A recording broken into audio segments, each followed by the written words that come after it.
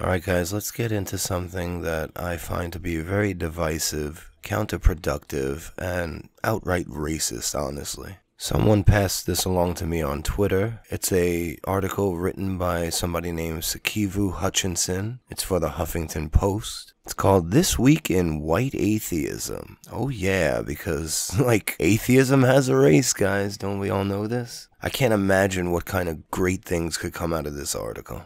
I guess if we want to read this article, we should first look into who Sakivu Hutchinson is. Let's look at her political views on Wikipedia. As a black female atheist, she states that while black male non-believers are given more leeway to be heretics or just MIA from church, black women openly profess non-theist views are deemed especially traitorous, having abandoned their primary role as purveyors of cultural and religious tradition. Much of Hutchinson's work focuses on the cultural and social history of African American secular humanist thought and its role in black liberation struggle. Hutchinson's work also challenges the social conservatism of the black church with respect to abortion, gay rights, and women's rights. Hutchinson is also the editor of Black Females blog and is frequent contributor to the LA Progressive, an online social justice magazine. Hutchinson has challenged the lack of racial diversity and attention to institutional racism in the secular and new atheist movements, and has also critiqued what she perceives to be the fixation of scientism at the expense of social justice.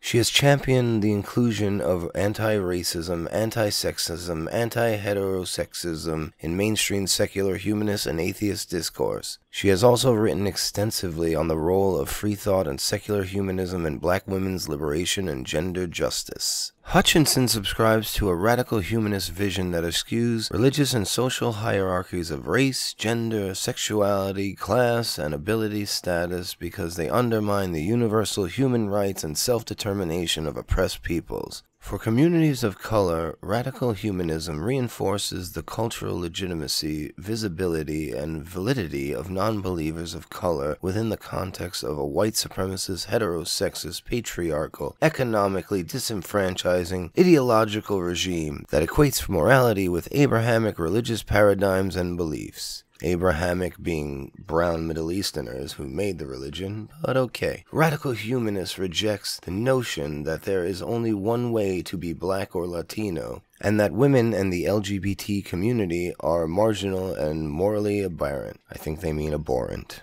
So we can see who she is basically from these 3 paragraphs. Someone who invokes social justice into everything using the buzzwords we all know, 10 buzzwords before you get to the actual noun in the sentence. And she claims that the atheist movement is too fixated on science instead of social justice. Because, social justice is what proves the realities of the world, not science. And she also claims that the lack of diversity in the movement is due to institutionalized racism, of course. Typical social justice talking points. Let's get back to the article so we can see how she tries to point this out. When white atheist Islamophobe poster child Bill Maher referred to himself as a house nigger in an interview with Senator Ben Sasse, I don't know how he pronounces it, he was not only demeaning black bodies, but doing a familiar minstrel dance, appropriating a term with deep cultural and historical symbolism in black speech. Mars prided himself on the kind of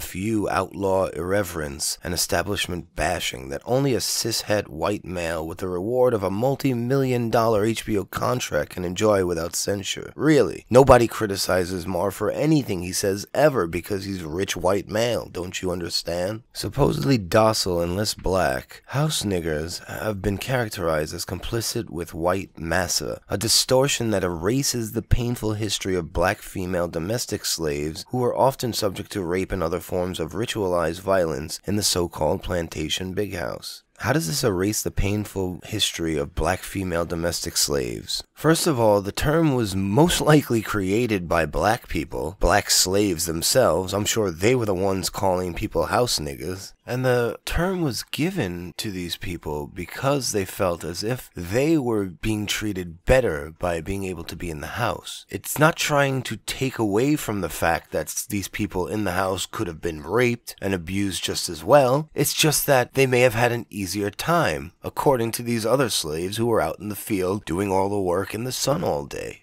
Marr's racist vitriol is not new to atheists and humanists of color, who have long pushed back against the unapologetic Islamophobia, Eurocentrism, and misogyny of him and his fellow alpha males Richard Dawkins, Sam Harris, and the late Christopher Hitchens. I would say one of those three is an alpha male. And let me tell you something, humanists of color... Jesus Christ. I know. Okay, you're insane if you don't push back against Islam. You're completely wrong and insane if you don't push back against it as a humanist. Okay, so to take every criticism of Islam and point out and say these people are Islamophobic, you're hurting the secular movement. No matter how much you think you're helping it, you're hurting it. Eurocentrism? When does Dawkins or Sam Harris or any one of these people push Eurocentrism? When do they speak about Europe ever, first of all? They talk about evolving the secular Western society. Not European or Western European society, which is what Eurocentrism has to do with. You know, Richard Spencer and all those types. They're all about the Eurocentrism. Sam Harris, Christopher Hitchens? No, never talked about it. We have to be white Eurocentrists. Never fucking happens. I would say these people spend more time pushing against the so-called white religion, Christianity. The problem here is and always is that these people who are involved in social justice movement, they see every problem as being put forth by the white man, which sort of goes against Hutchinson's view of there's not just one way to be black. So, you know, there's not just one way to be white. White people are not all about Eurocentrism. It's just really pathetic at this point in time that, let's say, the black community or the people of color community have this gripe with whites who talk about Islam. Everyone should be talking about Islam and how horrible it is. Just as we've all talked about how horrible Christianity is. We've done it for years. It's been the particular focus of the quote-unquote white atheist movement. And as for this white atheist movement or black atheist movement, this is the type of shit that will keep us apart. This is the type of shit that will keep people racist. This is the divisive rhetoric that keeps us apart, keeps us from being brothers. So the new atheist movement is predominantly white. Black people, come forward. Come join the movement. It's not called the white atheist movement. It's called the atheist movement. So come and join. White atheists have been saying, you know, I don't see many black atheists out there. The percentage of religiosity in the black community is extremely high. We know this. You've had people like Matt Dillahunty purport for black atheists to come forward and help out in the movement. There's no reason to try and separate atheist movements by color. What good does that do anything? It's just segregation. Another way to segregate a community, which you're trying to say is racist and white supremacist in nature. So if that's the case, segregating atheist movements by race is just doing what a white supremacist movement would want now, isn't it? No, people don't think that logically. They just go by their feelings.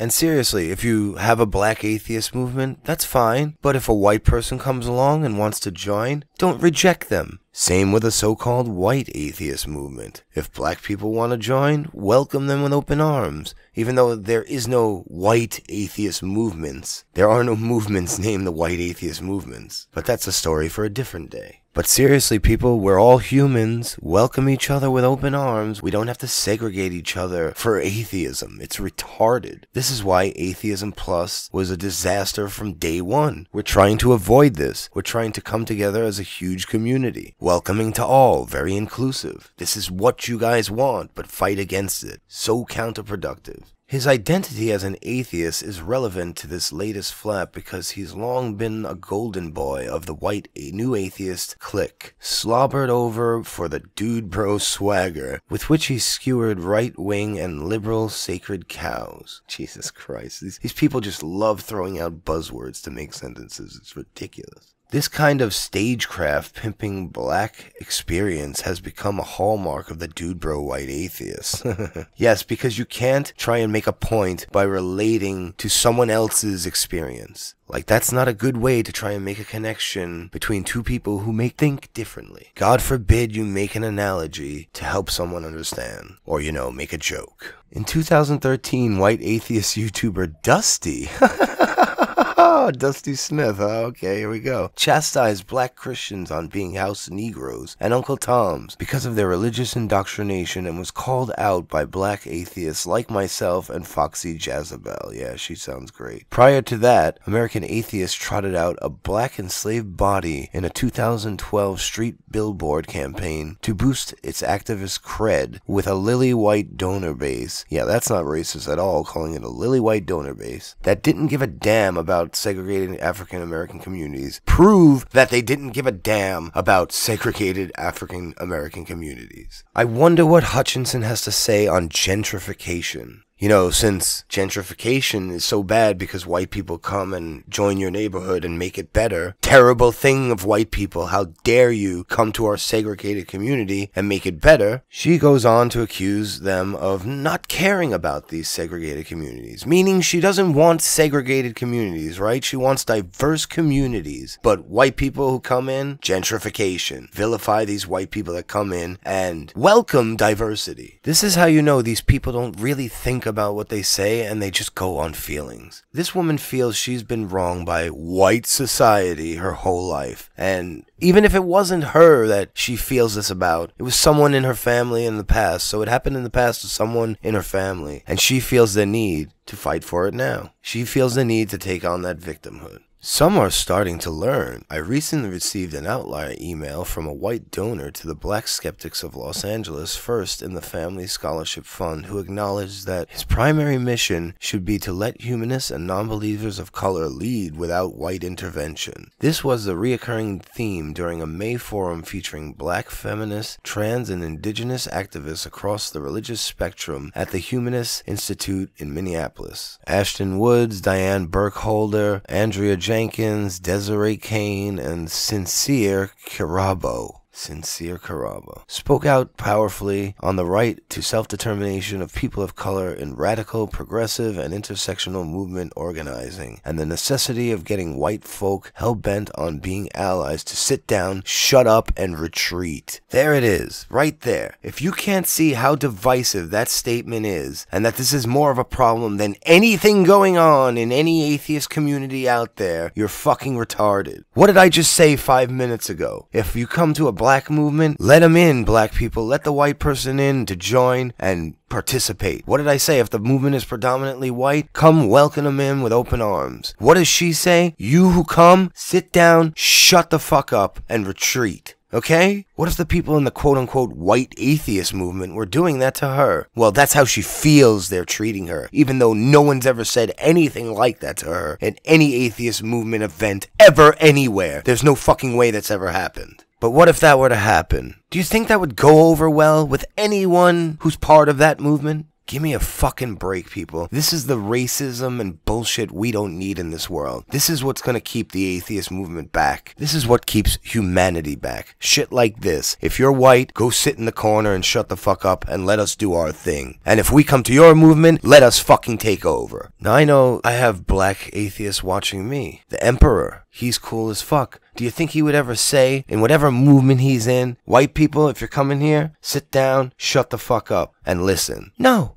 Of course he wouldn't, because he's not a racist scumbag. These people are insane. They're fucking racist. They don't even realize it. The issue of white incursions into intentional as well as institutionally segregated spaces of color is magnified by a seismic shift occurring in urban communities of color pushed to the brink by gentrification. See, what did I tell you? As black and brown neighborhoods are increasingly under siege from white home buyers, developers, and speculators, communities of color are in even greater peril. Yeah, white people moving to neighborhoods because it's cheaper is an invasion. Do you understand the way these people speak? They think of everything as war. White against black. This is how these people think. Housing and rental affordability has plummeted, and the unemployment rate of African American youth has continued to skyrocket, with the unemployment rate of black male youth ages 16 to 24 hovering around 20% as of July 2016, in comparison to approximately 9% of young white males. The malign neglect of the neoliberal democratic policies is symbolized by the Obama administration's piecemeal attention to black youth employment under the anemically funded My Brother's Keeper initiative, with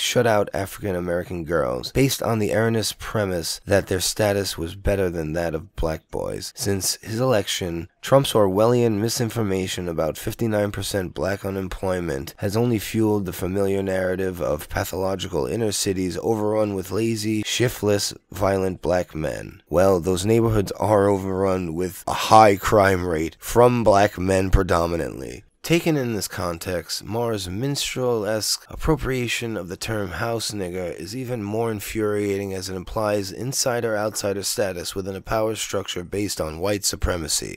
He was making a reference to a time when it was like that. Outsider or outlaw status has been card frequently played by white atheists, fronting as though their non-believer status makes them an oppressed class bereft of race and class privilege. No one's really claiming victimhood and oppression, but if you're gonna talk about who would more likely be the oppressed class in the United States, would it be the 10% atheists or the 90% religious? And that includes all races of people in those atheists, not just white people. So stop making like white people are trying to make white atheists an oppressed class. They're saying, if anything, that atheists are oppressed, quote unquote. Now, as they bemoan the Trump administration's latest assault on secular rights and women's rights, more of them, as Diane and Desiree noted to the Humanist Institute mostly white audience, have become freshly galvanized as freedom fighters and allies when the liberation struggle of people of color was never on the menu before. Maher's use of the black body to front is yet another reminder of why atheist identity politics will always be a sham. They are a sham because they're useless and unnecessary, completely divisive, and completely hindering to any secular movement out there, or any movement out there of any sort. This article is just another reminder that the social justice movement talks out of both sides of its mouth. They want segregation, they don't want segregation. Come to our movement, you sit down and shut up. Linda Sarsour said the same thing, while me and other people of the sort are saying, come to the movement and help whoever you are. Give us your input. Let's make this thing better. We don't need any more division than there already is. It's bad enough I'm dealing with atheists who don't think religion should be eradicated. Oh, and when I say eradicated, I don't mean forcefully taken away from someone. I want people to come to the realization on their own that there is no God and there's no use for religion in this modern day and time. But then again, what the fuck do I know? I'm just some white boy from Brooklyn, probably peddling white supremacy and gentrification, to my benefit and no one else's.